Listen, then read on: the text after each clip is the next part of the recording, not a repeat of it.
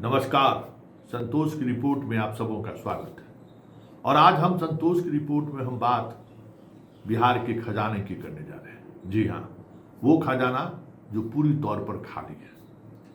और उस खाली खजाने को भरने को लेकर सम्राट की सरकार जो कवायद कर रही है, वह कवायद कह सकते हैं कि आग से सीधे सीधे तौर पर खेलने जैसा है।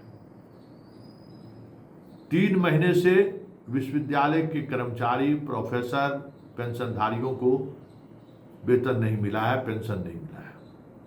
समझ जाइए, नियोजित शिक्षकों को वेतन नहीं मिला है 3 महीने से। हर जिले में बहुत सारे ऐसे शिक्षक हैं जिनके वेतन को लेकर कुछ न कुछ समस्याएं आ खड़ी हुई है।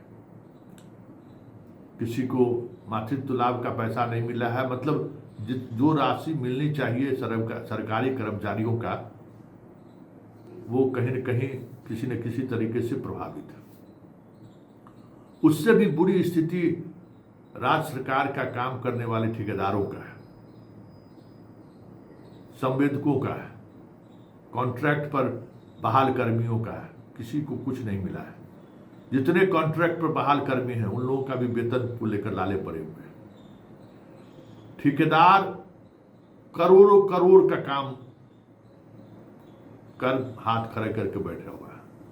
आप बिहार के किसी भी इलाके में चले जाइए, जहां डेवलपमेंट का काम, पुल बन रहा था, पुलिया बन रहा था, रोड बन रहा था, सारी जगह काम ठप।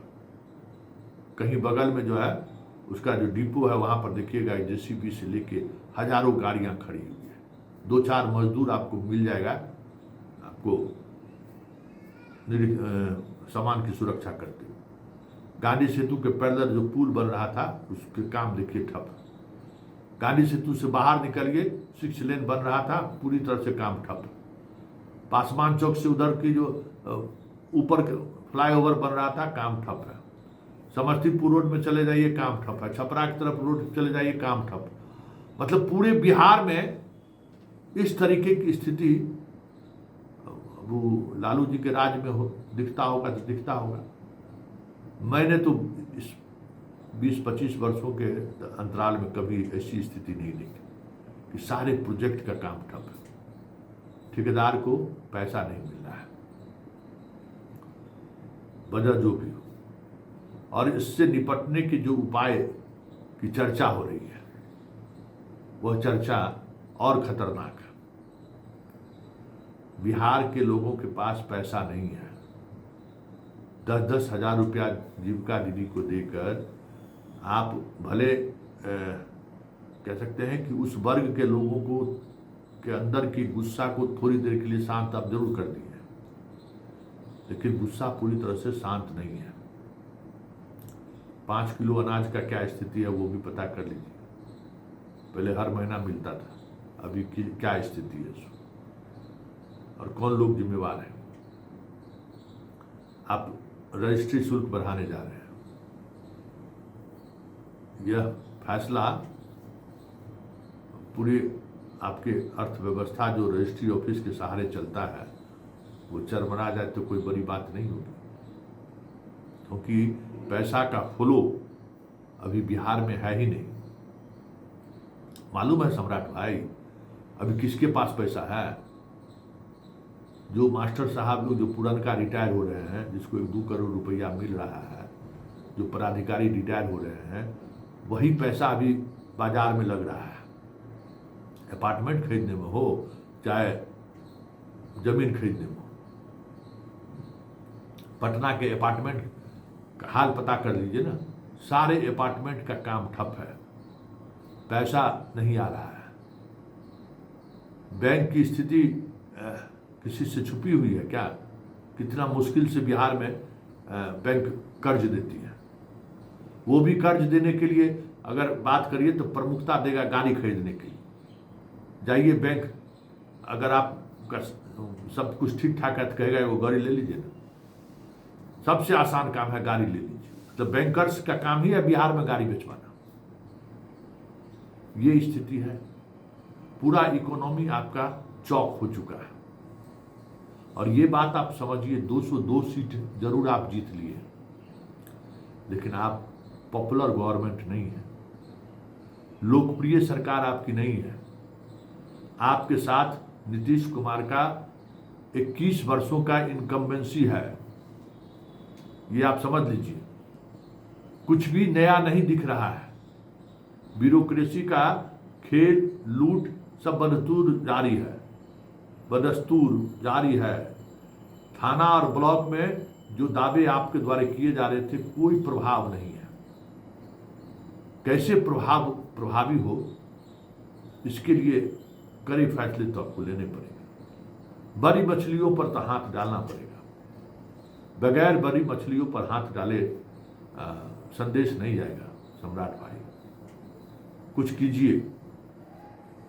टोल टैक्स बढ़ाने की बात कर रहे हैं कि जितना स्टेट हाईवे है सब पर टोल टैक्स लगा देंगे।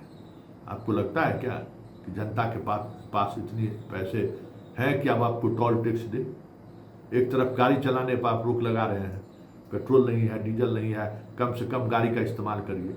दूसरी तरफ आप टोल टैक्स भी लगा रहे हैं। आप पटना से बाहर का सर्वे कराइए, क्या स्थिति है। 4 व्हीलर की संख्या पहले की तुलना में कितना सड़क पर आ रही है। इसलिए नहीं कि पेट्रोल डीजल का दाम बढ़ गया है, लोगों के पास पैसा नहीं है। हर सेक्टर में लोग, यहाँ क्या है, सर्विस सेक्टर है। काम मंथली खत्म हुआ, लोग जाकर उसी पैसे से सब कुछ करते हैं। वो सारा सिस्टम क्लैप्स कर गया है। और एक और बात जो सबसे खतरनाक बात है, बिहार के लाखों युवा रील्स यूट्यूब पर, वीडियो पर, इंस्टाग्राम पर बनाकर, महिला हो, लड़की हो, पुरुष हो, लड़का हो, 10-20 हज़ार रुपया महीना कमा लेता था। अब यूट्यूब और इंस्टाग्राम और फेसबुक पैसा देना बंद कर दिया है। जो आप देखते होइएगा कि पहले कैमरा वाला जो है, आप कहीं जाते होइएगा तो 100-200 पहुंच जाता था, अब वो संख्या घटकर 10 आ गई है। और यही स्थिति अगर सोशल प्लेटफॉर्म का रहा, मीडिया का रहा, तो आने वाले समय में दिखाई नहीं देगा। ये गिनती का सोशल मीडिया वाले लोग बचे हुए दिखेंगे। सब खेल खत्म हो रहा है। वहाँ जो बेरोजगारों की फौज, जो जिसको कॉकरोच कहते हैं, जो दिन भर 1000-500 रुपया कमा लेता था, अब उसकी कमाई भी बंद हो गई है। पंचायत चुनाव में भले कुछ कमा ले तो कमा ले, लेकिन नियमित कमाई जो सोशल मीडिया से उसको होता था, वो कमाई बंद हो चुका है। रोज का खर्चा वो 1-2 खबर चलाकर तेल पेट्रोल भर लेता था, अब उस पर भी लाले पड़ रहे हैं।